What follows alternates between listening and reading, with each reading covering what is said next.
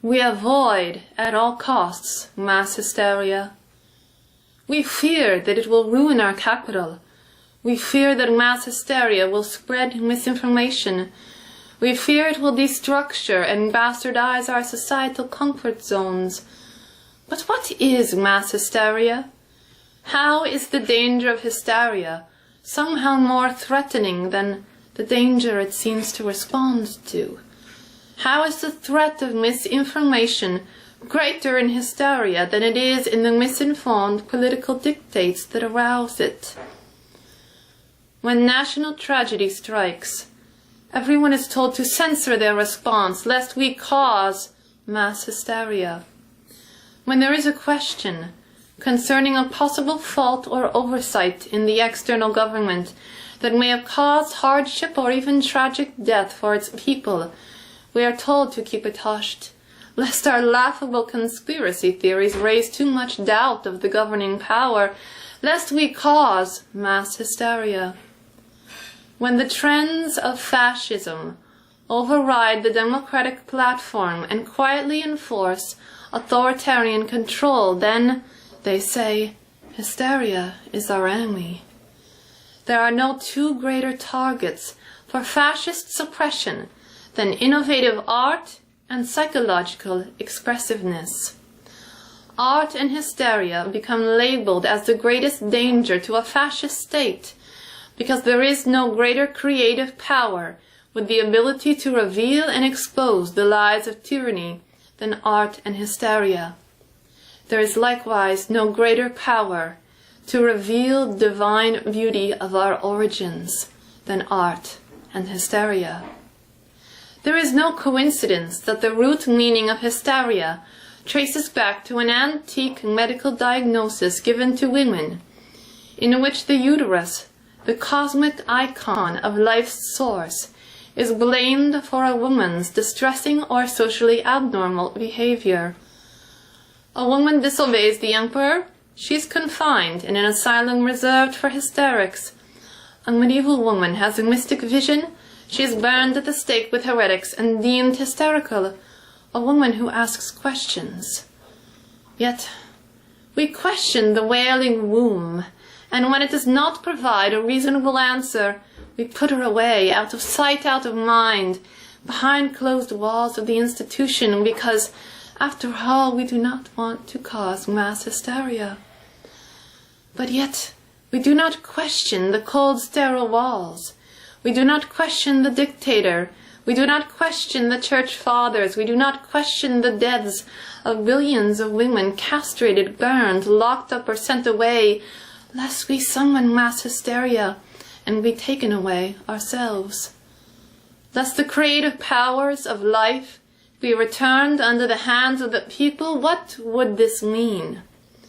In our own lives, inside, we question our curiosities, we censor them, yet rarely do we question the vault, hidden and locked in the back black room of our subconscious psyche, wherein we have buried all the feelings, all the sentience, all the questions, until the very act of curiosity wears the name tag of demon. Do not be too curious, the devil may trick you. Believe what you are told, it will keep you safe. Obey the teacher, or else you will be penalized, but the punishment is for your own good. They will take care of you if you listen. Just don't let your children ask why we have Columbus Day. Don't let them find out that George Washington wore teeth plucked out of the mouths of his slaves.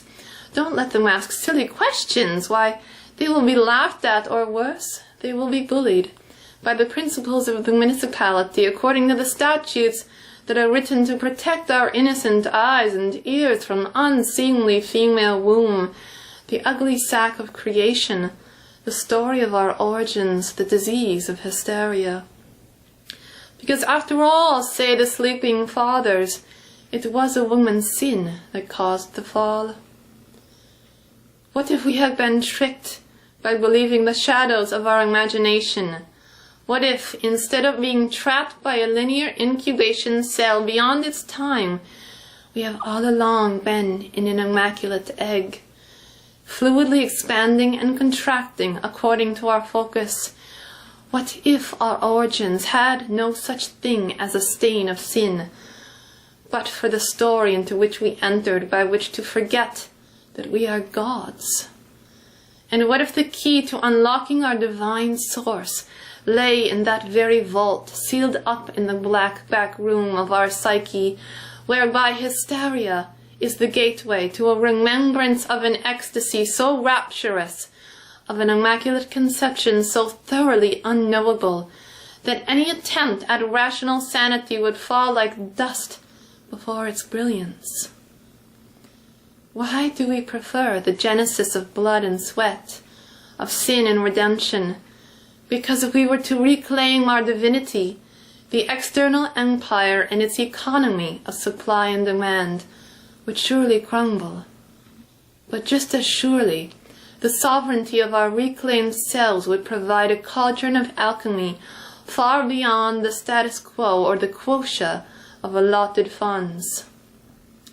What if our amnesia is kept in place merely by the fear of the unknown and the fear of intimacy with our infinite source? The iron rod barring the vault of our black back room, we fear that in opening the vault we would be committing a psychic suicide mission, an Armageddon of all we thought we knew. What if, every time we have thought ourselves nearly dead, if we but let go of all we thought we knew, we would have been on the cusp of a resurrection? What if the rogue cell, the mutant egg, the wandering womb was the original performance art? What if we are the performance? What if, instead of saying "what if," we vanquished both moral certitude and hesitant ambiguity with open-ended affirmations? I am the Immaculate Conception. I am the Ancient One whom I have been waiting for, and the prophecy is up to me. I am the roving womb, the fertile ovum whose uterus is her incorruptible miracle of manifestation. I am the maiden of the apocalypse, and I hide no longer. I have opened the vault, and what I thought would blind me has set me free. I am hysterical. Are you hysterical too?